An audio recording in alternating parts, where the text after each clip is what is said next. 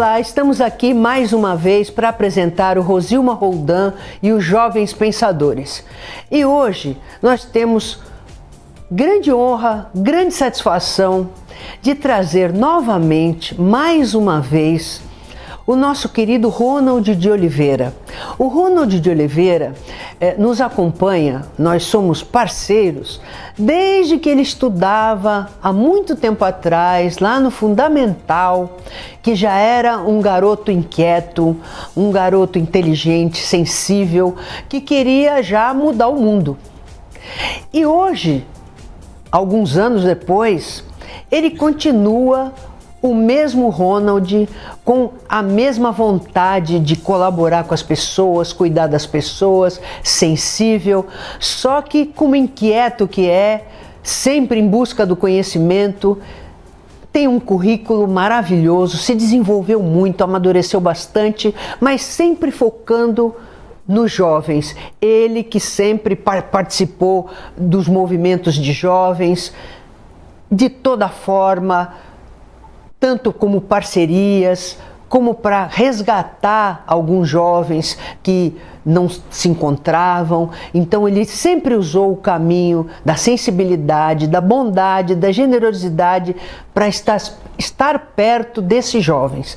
Então trago o Ronald aqui porque entendo que nós todos estamos precisando demais, tanto, estávamos conversando antes de começar o programa, de um psicólogo para conversar com a gente, e eu tenho um compromisso de trazer o Dr. Luiz Gustavo aqui, que já esteve aqui 2 vezes, para fazer pelo menos uma vez por mês um programa para incentivar o pensamento, a reflexão e o conhecimento de si mesmo, como o Ronald, que é uma pessoa, é um jornalista, ele é ator, diretor, ele é uma pessoa da comunicação, já foi diretor de teatro desde o tempo que ele estudava no Fundamental.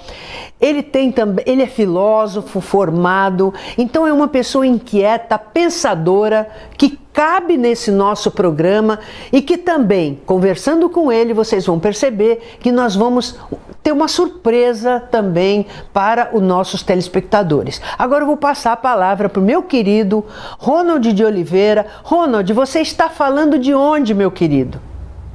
Ô, Rosilma, primeiro, é uma alegria muito grande poder estar aqui, né, no teu programa, depois de tantos anos, mas na certeza de estarmos sempre próximos e de estarmos sempre em unidade. Isso é o mais importante, em unidade de parceria, em unidade de projeto de vida.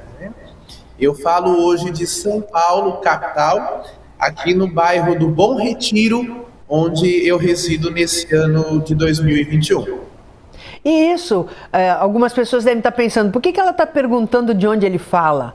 Me explica um pouquinho, explica para os nossos telespectadores, porque esse programa, o objetivo dele é esse, é mostrar a sua trajetória desde o dia que você esteve aqui, porque você já fez papel de entrevistador aqui, quando a gente usava uma bancada de jovens para entrevistar o convidado, você já esteve aqui sendo entrevistado e depois você sumiu. Então, conte para nós o que aconteceu durante esse seu sumiço e por que eu agora estou querendo saber de onde você fala? Por onde você andou aí esse tempo todo que você sumiu do nosso programa? E o que andou fazendo? Na realidade, talvez seja mais do que fazendo. Eu acho que mais importante do que fazer é ser. E eu fui sendo muita coisa. E não só para mim, mas para muita gente. Eu sou salesiano de Dom Bosco e ser salesiano sou religioso consagrado da congregação salesiana, uma congregação católica, pertencente à Igreja Católica, né? Eu sou consagrado religioso e isso é uma vocação, isso não é uma profissão, isso é uma vocação, né? E a especificidade dessa congregação, que nós chamamos de carisma, é justamente a educação da juventude, e da juventude mais pobre e abandonada. Sendo religioso salesiano, trabalhando em prol da juventude, na radicalidade, 24 horas por dia, eu pude morar em vários lugares, né? Então, morei em Pindamonhangaba, morei em São Carlos, morei em Curitiba, capital do Paraná, morei 3 anos na cidade de Lorena, no qual fui muito feliz, fui infeliz em todas, mas em Lorena pude ter mais tempo, né? Morei 3 anos em Lorena e agora estou aqui em São Paulo, na capital. Sempre no trabalho e no desenvolvimento da educação em prol da juventude. E isso nas mais variadas áreas. Por isso a busca constante pelo conhecimento. E mais do que pelo conhecimento, pela verdade. Que é uma coisa que na nossa sociedade pode ser que tenha ficado para trás. Falar de verdade hoje é meio obscuro, talvez, né? Então, foram vários anos percorrendo várias cidades, percorrendo e encontrando várias vidas, me permitindo entrar em várias vidas e as outras pessoas me permitindo que eu também entrasse na vida delas, porque isso é uma mão dupla, né? E porque eu carrego, né, um pensamento muito interessante. Nós vemos ao mundo para os outros. E o sentido da vida é estar em permitir que as outras pessoas também achem os seus devidos sentidos. Então eu pude conhecer as mais variadas pessoas, estar nos mais variados lugares, fazendo e sendo para a juventude, né? E referencial educacional. Ronald, isso que você fala é muito interessante, porque, como você bem disse, infelizmente, nós percebemos, principalmente em certas esferas, eu não estou dizendo no dia a dia não, porque no dia a dia a gente conhece gente muito fantástica, gente muito generosa, gente muito verdadeira. Mas, infelizmente, nós temos um péssimo exemplo de quem deveria dar o exemplo maior, que são os nossos dirigentes, né? As pessoas que têm o poder. E hoje eu entendo que o nosso país vive o mundo da mentira, né? Nós hoje percebemos que as pessoas mentem e assumem que mentem e não querem que a mentira seja punida, justamente porque elas se beneficiam da mentira. E nesse mundo mentiroso, as pessoas verdadeiras e honestas às vezes se sentem injustiçadas, Ronald, porque elas dizem assim: no mundo da mentira todo mundo mente. Como é que alguém vai acreditar que eu estou falando a verdade? Isso acontece. O que você sente com os jovens quando você vai conversar com eles e eles te mostram... Eu estou te falando isso, Ronald, porque quando eu dava aula, os alunos falavam para mim isso. Na época o Lula tinha acabado de ser eleito e muitos alunos falavam assim para mim: eu não vou estudar mais, porque para que eu vou estudar se o presidente não estudou e ele está ocupando o maior cargo da nação? Então, assim, o presidente tem um peso muito grande para a juventude, muitas vezes ele não tem noção. Então, vem esse questionamento para nós que lidamos com a juventude, que somos professores.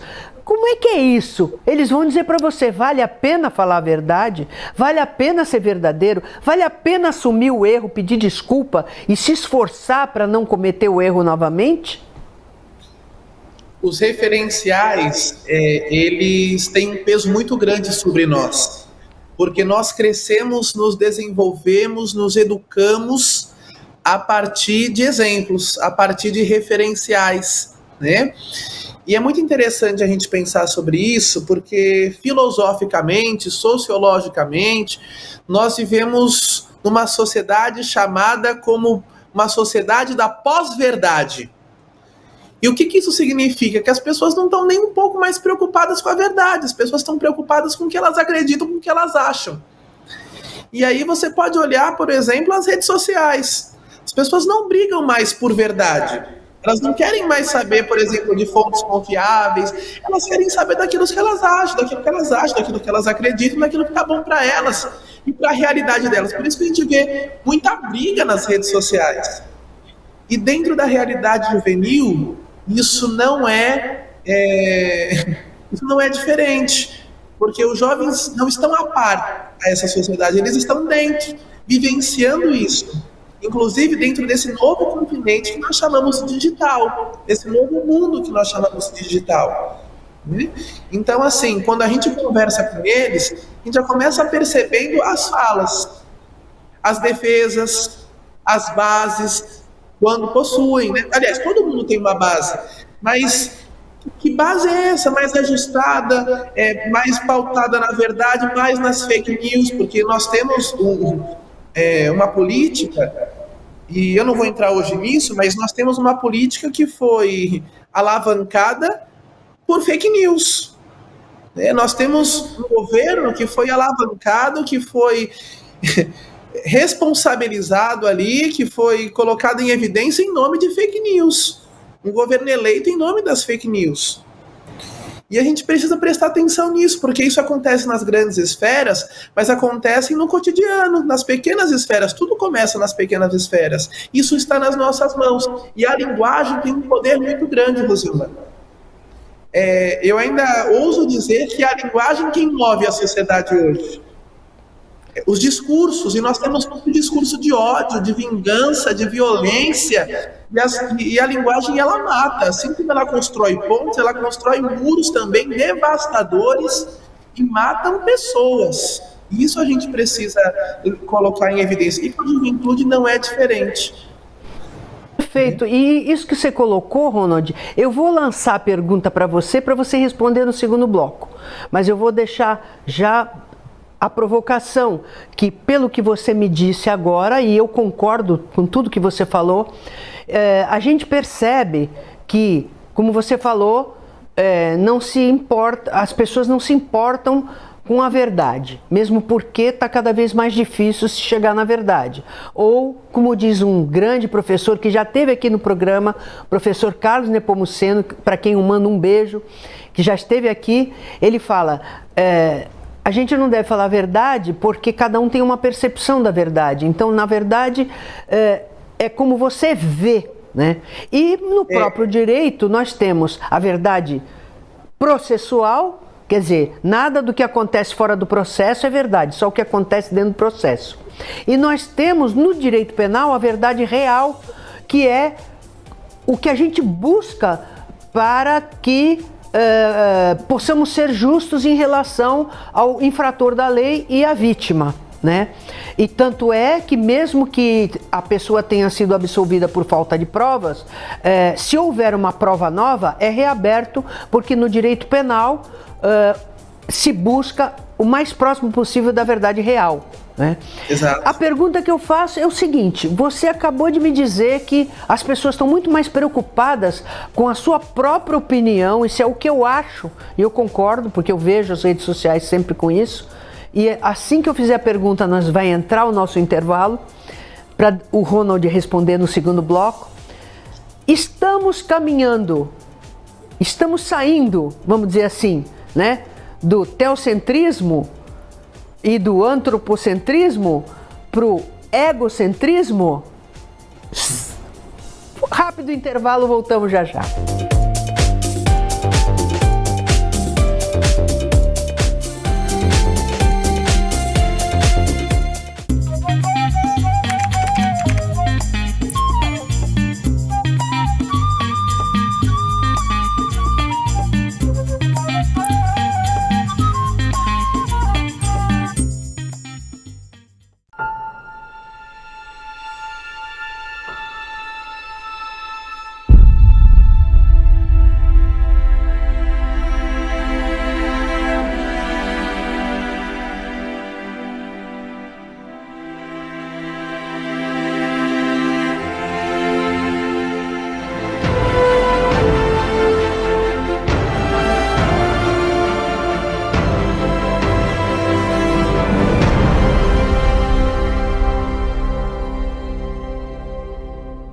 Pensando na facilidade e maior conforto para você, o aplicativo da TV Com oferece nossa programação ao vivo 24 horas em interação com nossas redes sociais. O app TV Com Play já está disponível no Play Store para sistema Android e no App Store para sistema iOS.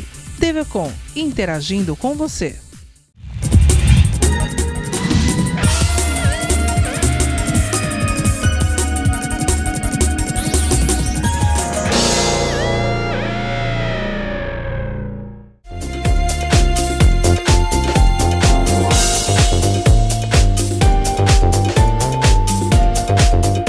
voltamos e agora eu passo para o Ronald, que vai me responder a pergunta que eu fiz no primeiro bloco, se nós estamos largando aí o teocentrismo, o antropocentrismo e nos voltamos para o egocentrismo. E aí, Ronald, assim que você responder isso, entra com o que é hashtag.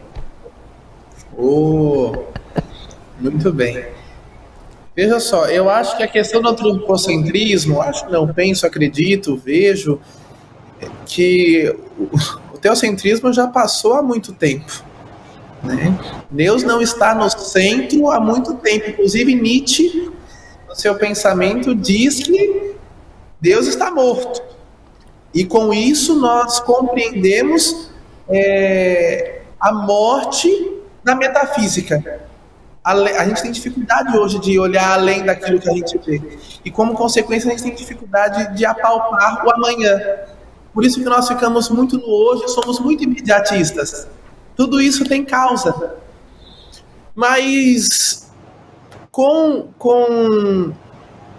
a entrada do conhecimento, porque a Idade Média, ela compreende como objetivo do ser humano procurar a verdade. Mas quando a gente entra na dimensão ali, no horizonte da Idade Moderna, nós vamos adentrar o pensamento histórico humano de que justamente o homem é o centro, não mais Deus. E como consequência, eu não vou mais atrás da verdade, eu vou atrás do conhecimento. O homem precisa conhecer a si, conhecer o outro, conhecer a sociedade. É ele quem tem em mãos a sua subjetividade. E a subjetividade tem muitos pontos positivos, e eu estudo muito sobre isso, porque estudo Michel Foucault, mas a subjetividade, ela adentra universos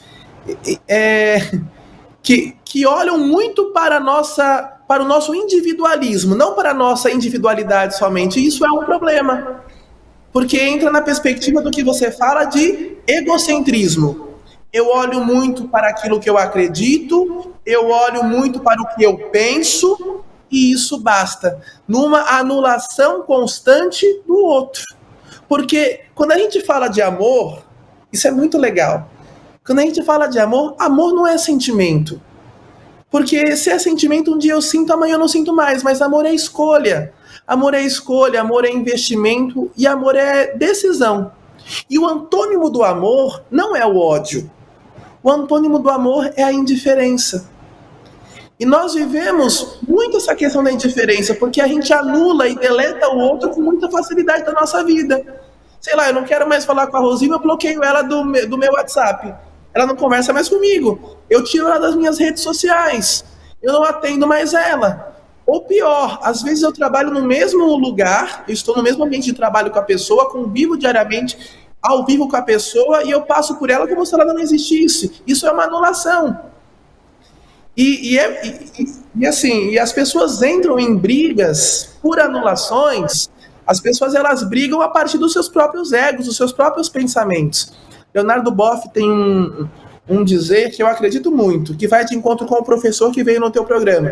Cada ponto de vista é a vista de um ponto. Mas eu vejo essa agenda aqui, você que está aí do outro lado da tela, vê de uma forma. Eu que estou aqui, vejo de outra. Mas isso aqui não deixa de ser uma agenda. É a perspectiva de uma mesma verdade, mas nós estamos tratando de uma verdade. Isso a gente não pode perder de vista. Porque senão a gente atira para todos os lados e entra na Alice no País das Maravilhas, né?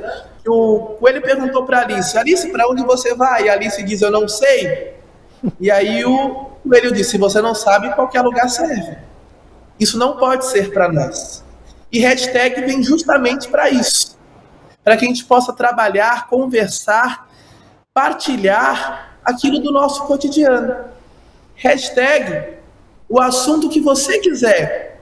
O assunto que nós podemos crescer junto. Porque é um espaço de diálogo. E diálogo é diferente de monólogo. Monólogo só eu falo. Mas diálogo a gente pensa junto. A gente constrói junto. Isso é o mais bonito. Hoje, mais do que você fazer um projeto lindo sozinho, vale mais o processo. E o processo conjunto. Eu posso fazer sozinho uma coisa e tirar 10. E isso, olha, mostra que eu sou muito competente no que eu faço.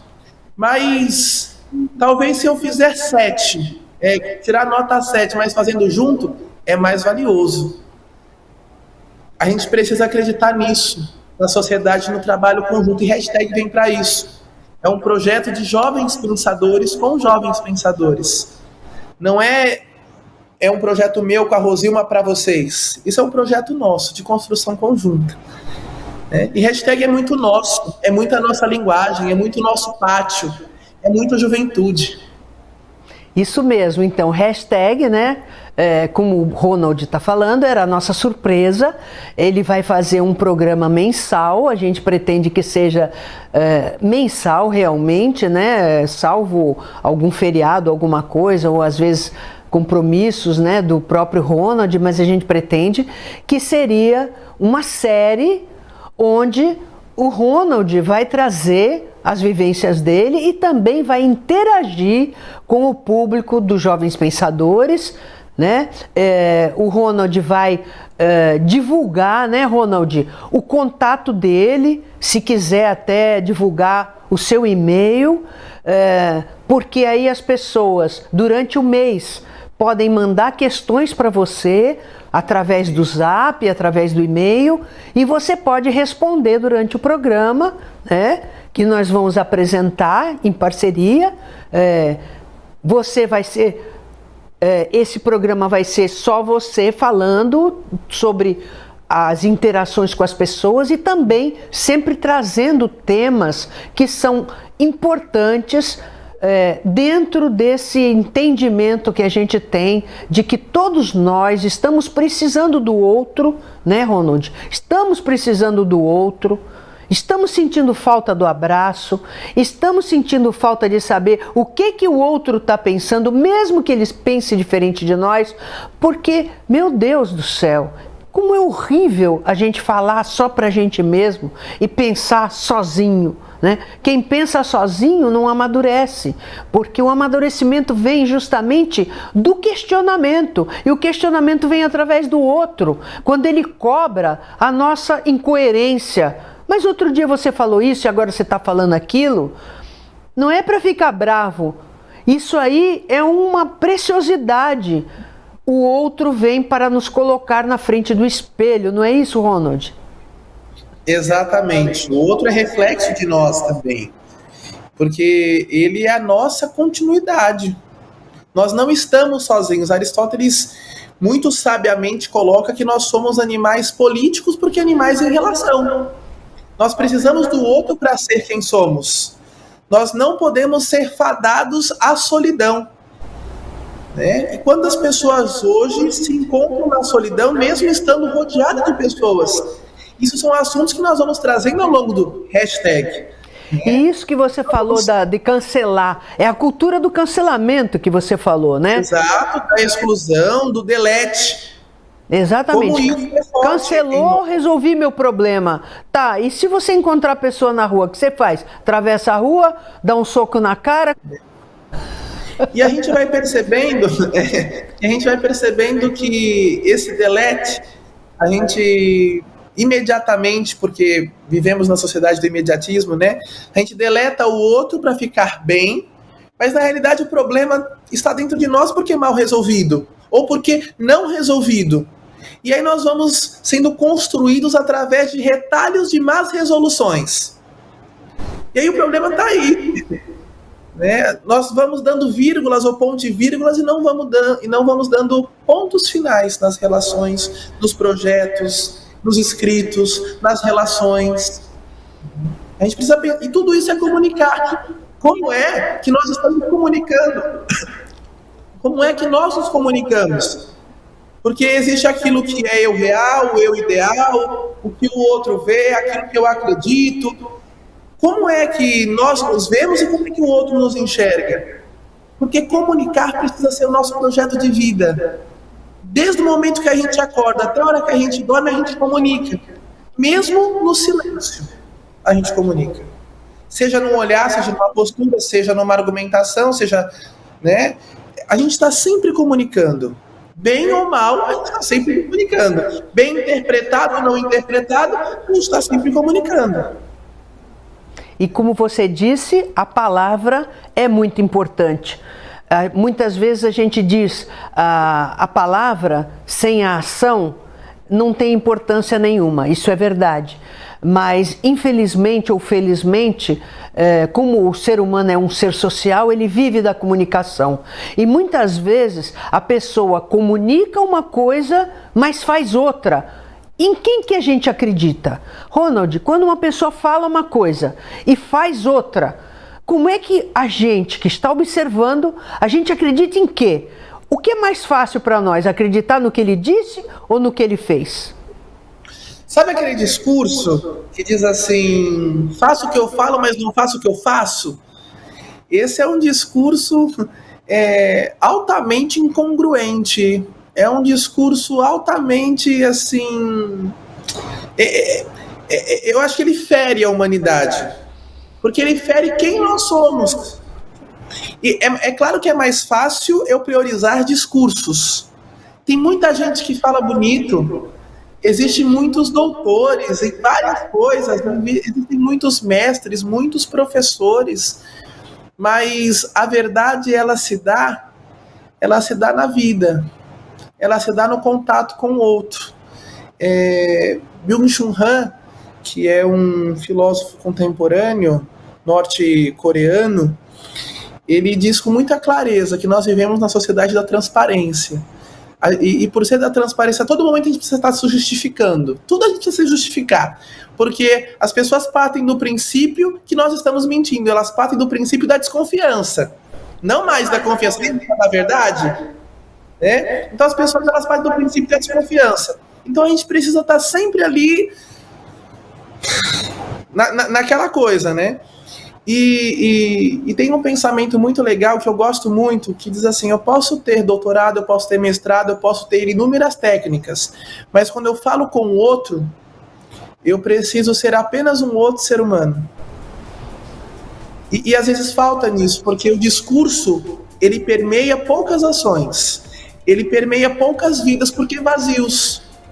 Querido, muito obrigada pela sua presença aqui no programa. Já prometemos aí para os nossos telespectadores que na semana que vem já, sábado que vem, estaremos com o primeiro hashtag. Então aguardemos o nosso querido Ronald, que já mostrou que veio aqui no nosso primeiro... esse programa era para isso, para as pessoas lembrarem de você, que esteve aqui muitas vezes, e como você está cada dia mais generoso e compartilhando tanta experiência e tanto conhecimento que adquiriu em prol do outro. E a semana que vem já estaremos com você no nosso primeiro hashtag. Muito obrigada, meu amigo. E agora espero que vocês tenham gostado do programa de hoje e da nossa ideia de trazer o Ronald uma vez por mês para acrescentar bastante com a experiência dele e com o amor e o carinho que ele tem pelas pessoas para o nosso programa Jovens Pensadores. Espero que vocês tenham gostado, esperando estar outra vez novamente com vocês sábado que vem às 15 horas, com reprise segunda-feira às 17h30. Lembrando que pomos tudo no YouTube para você assistir e rever quando quiser, agora em 2 canais. O segundo canal, Vamos Conversar com Rosilma Roldan, onde a gente sempre mostra o lado mentiroso e o lado verdadeiro das notícias. Até lá!